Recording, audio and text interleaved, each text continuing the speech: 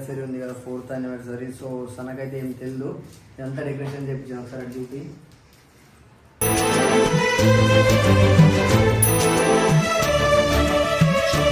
Happy anniversary, 4th anniversary. మనువాడమన్నారు సప్తఋషులంతా.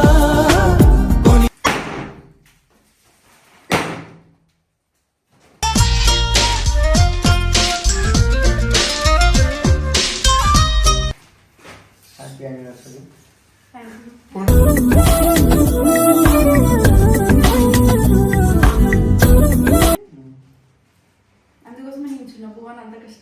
గత జన్మలో కదిలిందో ఏమో మన మధ్యన.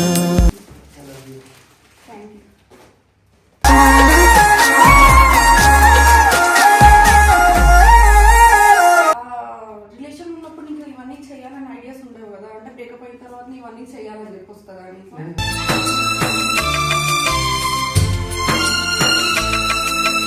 అంటే ఇప్పుడు ఇట్లా చేస్తే ఒప్పుకుంటది, నాతో ఉంటది, మారిపోయిండు అని అనుకుంటది అని చెప్పి ఫీల్ అవుతున్నావా?